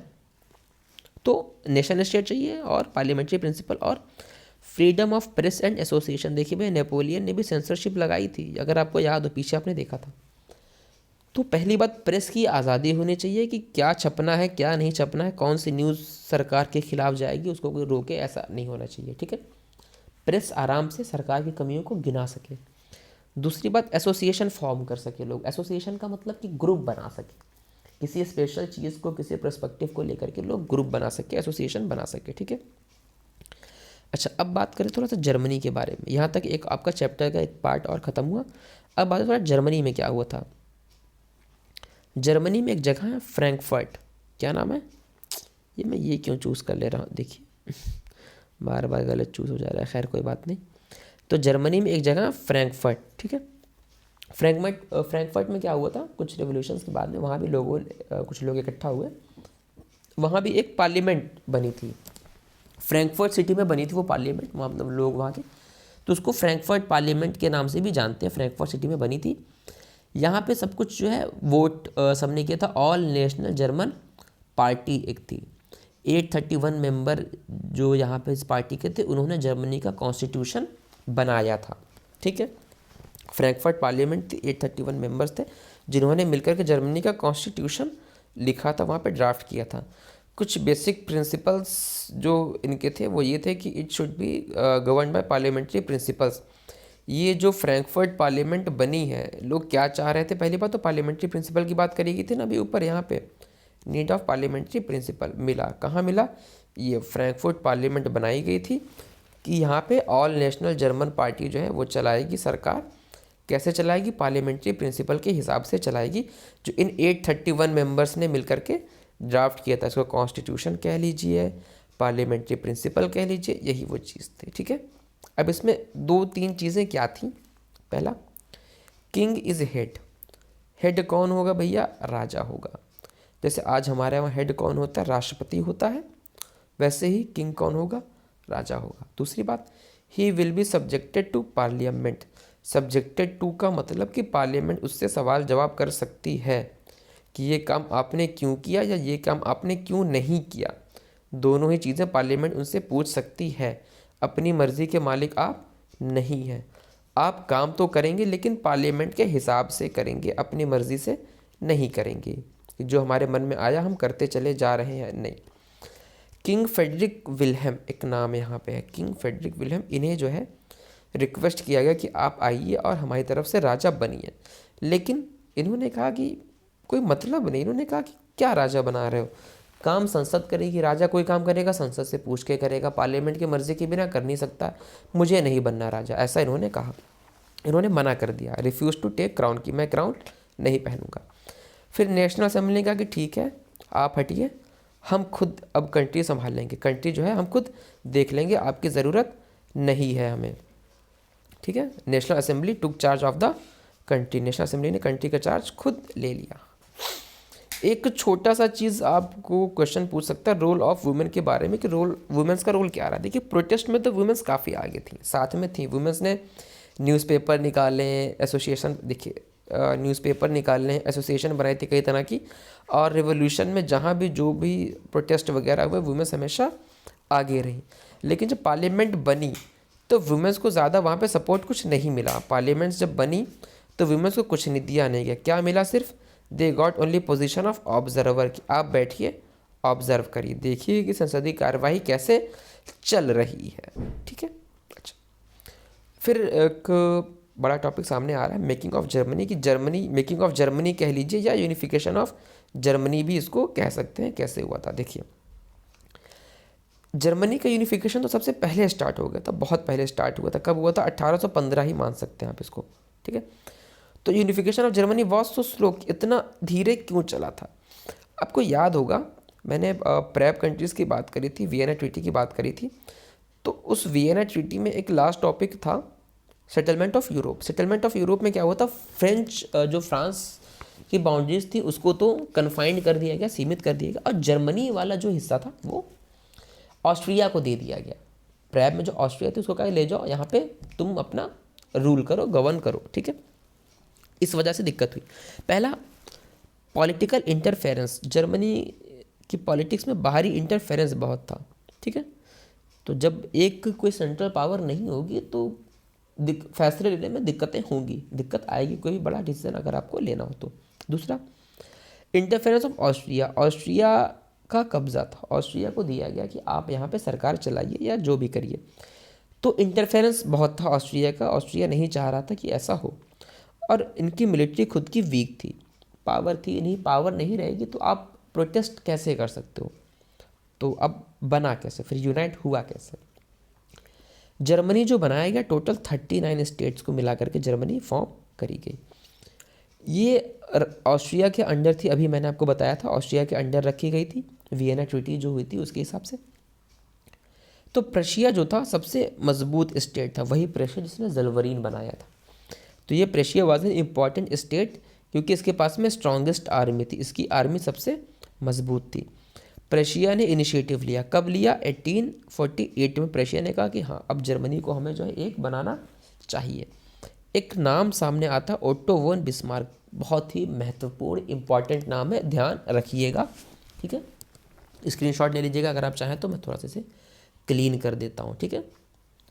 ओटो वन बिस्मार्क, इन्होंने क्या करा था, 3, आप चाहे तो इतना स्क्रीनशॉट छोटा सा ले सकते हैं, ठीक है। ओटो वन बिस्मार्क ने 3 लड़ाइयाँ लड़ी थी, 3 वॉर लड़ी थी, किसके किसके खिलाफ। एक लड़ी थी जो ऑस्ट्रिया के खिलाफ लड़ी थी, ऑस्ट्रिया की तो अंडर था तो ऑस्ट्रिया से तो लड़ना बनता था। दूसरी डेनमार्क, तीसरी फ्रांस, ठीक है। अच्छा, ये ओटो वन बिस्मार्क थे कौन, पहले ये देखते हैं। चीफ मिनिस्टर ऑफ प्रशिया, ये जो प्रशिया स्टेट था उसके चीफ मिनिस्टर थे। इन्हें आर्किटेक्ट ऑफ जर्मनी के नाम से भी जाना जाता है। तो अगर एक नंबर में पूछेगा आर्किटेक्ट ऑफ जर्मनी किसे कहते हैं, तुरंत आपके मुंह से आंसर निकलना चाहिए, आपके कॉपी में आपके हाथ से लिखना जाना चाहिए, ओटो वन बिस्मार्क का नाम आ जाना चाहिए। It took 7 years to win all this 3 wars, इन्होंने 3 वॉर लड़ी थी ऑस्ट्रिया, डेनमार्क और फ्रांस से, और इनको 7 साल लग गए थे उन तीनों वॉर्स को जीतने में, ठीक है। आगे बढ़ते हैं, बस ज़्यादा नहीं, अब थोड़ा ही और बचा है, 2-3 टॉपिक बड़े बड़े बचे हैं, फिर इनको ख़त्म करते हैं। तो थोड़ा आप लोग भी साथ में बने रहिए, देखिए पूरा। जनवरी 1871 में 1848 में स्टार्ट हुआ था। प्रशिया ने इनिशिएटिव कब किया था, 1848 1848 में, और 1871 1871 में यूनिफिकेशन ऑफ जर्मनी कंप्लीट हो गया था। यूनिफिकेशन हुआ तो राजा किसको बनाया गया, इनिशिएटिव किसने किया था, प्रशिया ने। तो प्रशिया का राजा उस टाइम पे कौन था, काइजर विलियम, वहाँ के राजा थे, अभी वहाँ पे 1, ठीक है। तो जो प्रशिया के एम्परर थे उन्हीं को जर्मन किंग बना दिया गया, जर्मनी का किंग इन्हीं को बनाया गया था वहाँ पे। तब तक आप ही जर्मनी के किंग बने रहिए। थोड़ा आगे बढ़ते हैं। यूनिफिकेशन ऑफ जर्मनी आपने देख लिया, अब आते हैं यूनिफिकेशन ऑफ इटली के बारे में कि इटली का यूनिफिकेशन कैसे हुआ था। इटली 7 स्टेट्स, वहाँ पे बड़े बड़े 7 स्टेट्स थे, ठीक है। 3 मेन हिस्से थे, एक था नॉर्थ इटली, एक सेंट्रल और एक साउथ। अब पहले नॉर्थ इटली में क्या हुआ था, ये भी ऑस्ट्रिया के कब्जे में था, ऑस्ट्रिया ने कैप्चर कर रखा था यहाँ पर। तो इस रीजन में जो है सबसे बड़ा जो स्टेट था उसका नाम था Sardinia Piedmont, Sardinia Piedmont, Sardinia Piedmont सबसे बड़ा स्टेट था। वहाँ के राजा थे विक्टर इमैनुअल सेकेंड, वहाँ के राजा का नाम था विक्टर इमैनुअल सेकेंड, वहाँ के राजा थे। और इनके चीफ मिनिस्टर थे, उनका नाम था count of Cavour, count of Cavour या काउंट कैवोर के नाम से आपको मिलेगा। इन्होंने हेल्प ली, कहाँ से ली, बाहर से, बाहर किससे, फ्रांस से, फ्रांस से हेल्प ली। और फ्रांस के हेल्प की मदद से, फ्रांस की हेल्प लेकर के इन्होंने नॉर्थ इटली वाला जो पोर्शन था उसको ऑस्ट्रेलिया से, सॉरी ऑस्ट्रेलिया कह रहा हूँ, ऑस्ट्रिया, उसको इन्होंने ऑस्ट्रिया से आज़ाद करा लिया। नॉर्थ इटली का जो पोर्शन था ऑस्ट्रिया के कब्जे में था, और उस रीजन में जो सबसे बड़ा स्टेट था उसका नाम था सार्डिनिया पिडमॉन्ट, वहाँ के राजा का नाम था विक्टर इमैनुअल टू। और उन विक्टर इमैनुअल टू के जो चीफ मिनिस्टर थे उनका नाम था काउंट कैवोर। काउंट कैवोर ने हेल्प ली फ्रांस की, फ्रांस की हेल्प से नॉर्थ इटली को उन्होंने आज़ाद करा लिया ऑस्ट्रिया के कब्जे से, ठीक है। सेंट्रल इटली पे आते हैं, उसके पहले साउथ इटली देखते हैं। देखिए नॉर्थ सबसे ऊपर होता है, नॉर्थ मान लीजिए ये होगा, एक मिनट, हाँ ठीक है। देखिए ये अगर यहाँ पे नॉर्थ आपका है, इसको क्या हो गया, ये नखरे क्यों कर रहा है, चलिए फिर से कोशिश करते हैं। ये नॉर्थ पोजीशन है, ठीक है। तो इसके जस्ट नीचे होगा साउथ, अगर ऊपर नॉर्थ है साउथ, बीच में आपका आ जाएगा मिडिल। ऐसा ही कुछ हाल इटली का भी था। तो नॉर्थ वाला तो आज़ाद करा लिएगा, नॉर्थ वाला आज़ाद हो गया। फिर देखते साउथ, साउथ इटली में बर्बन डायनेस्टी थी। देखिए पिछले बर्बन डायनेस्टी की जो बात कर रहे हैं वो अलग है, ये बर्बन किंग ऑफ स्पेन, ये दूसरे हैं, उनसे अलग है। तो यहाँ पे बर्बन किंग ऑफ स्पेन थे।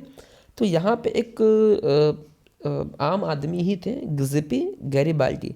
देखिए गिज़ेपी मैज़ीनी से कंफ्यूज मत हुइएगा, वो अलग थे, ये अलग है। ये एक रिवोल्यूशनरी पर्सनैलिटी थे, ये रिवोल्यूशन लाना चाहते थे। इन्होंने कहीं बाहर से हेल्प नहीं ली, इन्होंने लोकल जो लोग थे जो रिवोल्यूशन लाना चाहते थे, इन्होंने उनको साथ में लिया और वहाँ पे फाइट करी, लड़ा और साउथ इटली को फ्री करा दिया, ठीक है। गिज़ेपी गैरिबाल्डी ने कहीं बाहर से हेल्प नहीं ली, वहाँ के लोगों को इकट्ठा करा, उनकी मदद से इन्होंने साउथ इटली वाला जो पोर्शन था उसको आज़ाद करा लिया। अब देखिए गौर से समझिएगा, ये हिस्सा आज़ाद हो चुका है, ये हिस्सा आज़ाद हो चुका है। अब जो बीच में फंस गया सेंट्रल इटली वाला, अब ये सोचने लगा कि यार ऊपर तो मामला बिगड़ चुका है, नीचे भी मामला बिगड़ चुका है। तो अब यहाँ पे थे कौन, पहले तो ये यहाँ पे पोप थे। पोप किसको कहते हैं, क्रिश्चियनिटी के जो सबसे बड़े धर्म गुरु होते हैं उन्हें पोप कहा जाता है, ठीक है। क्रिश्चियनिटी के सबसे बड़े धर्म गुरु उनको पोप कहते हैं। फादर ऑफ, जैसे कि क्रिश्चियंस में जो पुजारी कह लीजिए उनको फादर कहा जाता है, ठीक है। तो फादर के फादर कह लीजिए, मतलब पूरे क्रिश्चियंस इनकी बातों को वो मानते हैं।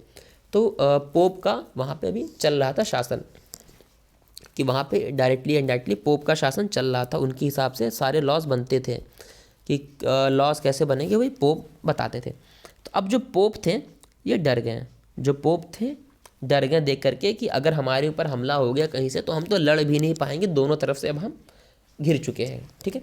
तो इन्होंने सरेंडर कर दिया खुद ही, कि जाओ भैया इटली ले जाओ, अपना पूरा काम चलाओ। तो इस तरह से इटली का जो है, जो 3 बड़े पार्ट थे, नॉर्थ, साउथ और सेंट्रल या मिडिल, तो तीनों के तीनों अलग हो गए, आज़ाद हो गए और यूनिफाइड हो गए अभी, ठीक है। एक बड़ा टॉपिक और यहाँ पे समाप्त हुआ। अब थोड़ा सा आते हैं स्ट्रेंज केस ऑफ ब्रिटेन के बारे में। स्ट्रेंज क्यों है भैया? स्ट्रेंज इसलिए है क्योंकि कुछ चीज़ें अलग हुई। अलग क्या हुई पहले समझिए थोड़ा सा। कुछ आयरिश कल्चर, स्कॉटिश, वेल्श और इंग्लैंड, ये 4 बड़े बड़े नाम थे। इन चारों को मिला करके ब्रिटेन बनता है, ठीक है। ये जो 4 थे, इनमें सबसे ज़्यादा वेल्दी कल्चर जो था वो इंग्लिश का था। मतलब इनके पास में एक अच्छा कल्चर था, फला फूला कल्चर था, बाकियों के पास में नहीं था। तो अब इंग्लैंड ने क्या करा, अपने वहाँ एक एक्ट ऑफ यूनियन पास कर दिया। एक अपने वहाँ संसद में कानून पास करा 1707 में, एक्ट ऑफ यूनियन के नाम से जाना जाता है, ठीक है। ये एक एग्रीमेंट था, किसके बीच में? इंग्लैंड और स्कॉटलैंड के बीच में एक एग्रीमेंट था। इस एग्रीमेंट के हिसाब से स्कॉटलैंड अपना कल्चर फॉलो नहीं करेगा, ये वही कल्चर फॉलो करेगा जो इंग्लैंड का है, वही लैंग्वेज यूज़ करेगा जो इंग्लैंड की, वो कौन सी थी? इंग्लिश लैंग्वेज थी, ठीक है। इस एक्ट को पास करके इन्होंने स्कॉटलैंड को अपने हिस्से में मिला लिया था। ये स्ट्रेंज बात थी। यहाँ कोई वॉर नहीं हुई, यहाँ कोई फाइट नहीं हुई, डायरेक्ट स्कॉटलैंड जो है इंग्लैंड का पार्ट बन गया था, इसीलिए इसको स्ट्रेंज केस के नाम से कहते हैं, ठीक है। थोड़ा सा आगे बढ़ते हैं। स्कॉटलैंड तो मिल गया, ठीक है। अब बात आती है एक और नाम जो था, आयरलैंड का नाम था। किसका? आयरलैंड का जो एक नाम था। तो अब यहाँ पे मेन 2 तरह के लोग रह रहे थे, एक थे प्रोटेस्टेंट, एक थे कैथोलिक। अगर आप वो जानना चाहें तो ऐसे समझ सकते हैं कि मेन थे क्रिश्चियंस। क्रिश्चियंस में भी 2 अलग अलग सेक्ट थे, थोड़े थोड़े डिफरेंस थे उनके बीच में, तो प्रोटेस्टेंट और कैथोलिक। अब जो कैथोलिक थे ये यहाँ थोड़ा निगलेक्टेड फील करते थे। इनको लगता था कि इनको जो हर मामले में निगलेक्ट किया जा रहा है, कैथोलिक को ऐसा लगता था। तो कैथोलिक और प्रोटेस्टेंट के बीच में चीज़ें उतनी अच्छी नहीं चल रही थी। तो कैथोलिक ने जो है रिवोल्ट कर दिया, किसके अगेंस्ट? प्रोटेस्टेंट्स जो थे उनके अगेंस्ट इन्होंने रिवोल्यूशन स्टार्ट कर दिया। तो अब जब रिवोल्यूशन हुआ तो जो यहाँ पे प्रोटेस्टेंट थे उनको सपोर्ट मिल गया इंग्लैंड वालों का, इंग्लिश सपोर्ट इनको मिल गया, और उस सपोर्ट की वजह से प्रोटेस्टेंट ने कैथोलिक्स को हरा दिया, ठीक है।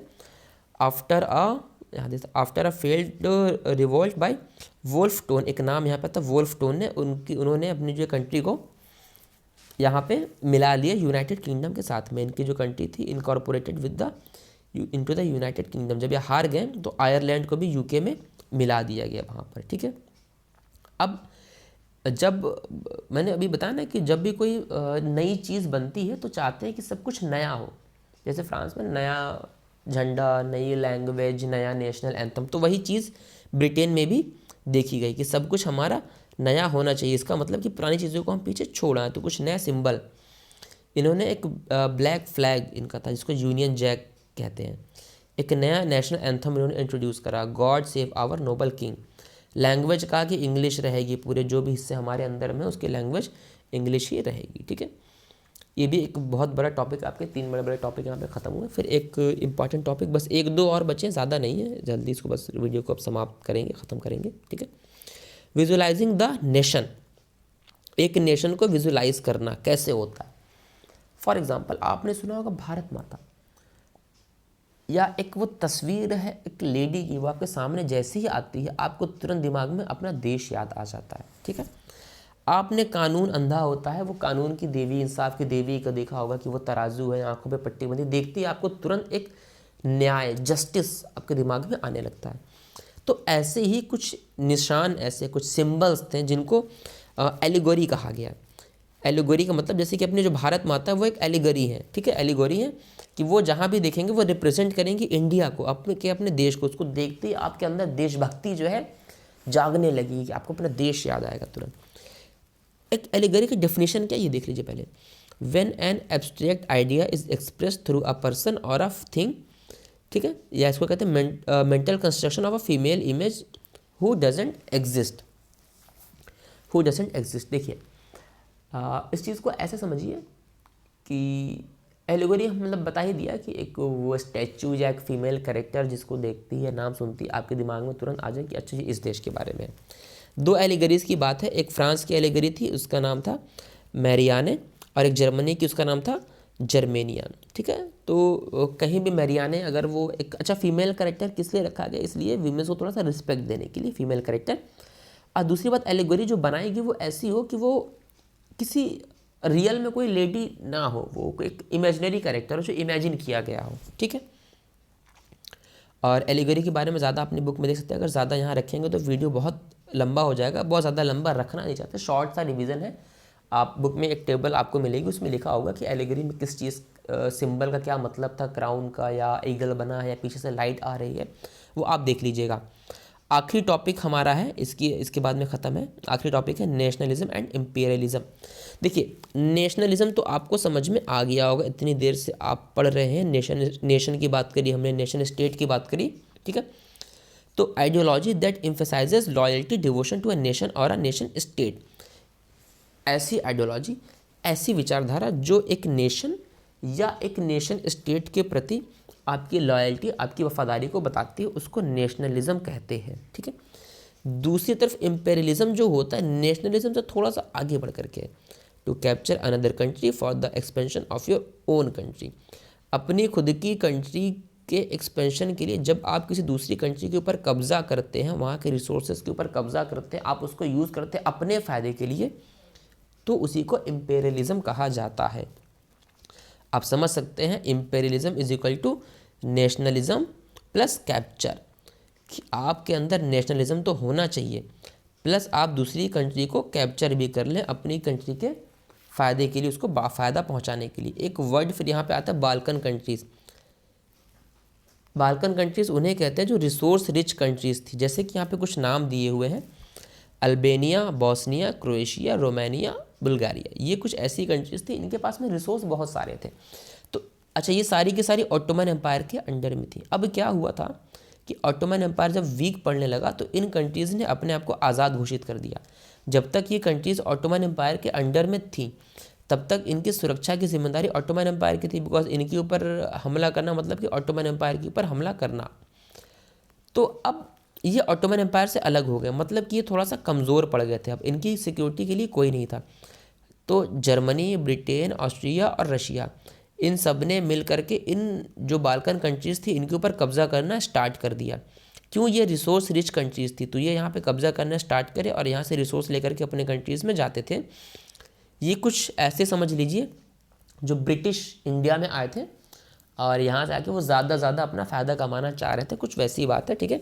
तो इन्होंने बाल्कन कंट्रीज़ को कैप्चर करा और उसके बाद में अपना रिसोर्स वहाँ पे सब लेकर के जा रहे थे। इनके बीच में आपस में होड़ लग गई, लूट मार वगैरह सब चीज़ें होने लगी। यही जो दिक्कतें थी, जो ये सारी चीज़ें थी, इनसे जाके आगे एक चीज़ जन्म लेती है, उसको हम कहते हैं वर्ल्ड वॉर वन। ये इसी वजह से, इम्पेरियलिज्म की वजह से हुई थी वर्ल्ड वॉर वन, जो 1914 से लेकर के 1918 तक चली थी। तो इसके बारे में तो खैर हम कभी बाद में देखेंगे। फ़िलहाल इसी के साथ में हमारे चैप्टर को आज हम समाप्त करते हैं। काफ़ी लंबा वीडियो हो गया है, उम्मीद है आपको अच्छा लगा होगा। तो आप अपने रिव्यूज़ कमेंट बॉक्स में डाल सकते हैं नीचे, या अगर कुछ सजेशन आपका हो या कोई ऐसा टॉपिक जो आप पढ़ना चाहते हो या कोई चीज़ जो समझ में ना आई हो तो आप डाल सकते हैं। हम और हमारी टीम इस पर काम करेंगे वीडियो अपना बनाने की। तो thank you so much next step classes से जुड़ने के लिए। आगे भी जुड़े रहिए और ऐसे ही हम कोशिश रहेगी कि धीरे धीरे करके सारे चैप्टर्स का एक ऐसे फुल रिवीजन हम यहाँ पे डाल दें। तो आगे की वीडियो भी आप हमारे देख सकते हैं, ठीक है। Okay, thank you so much.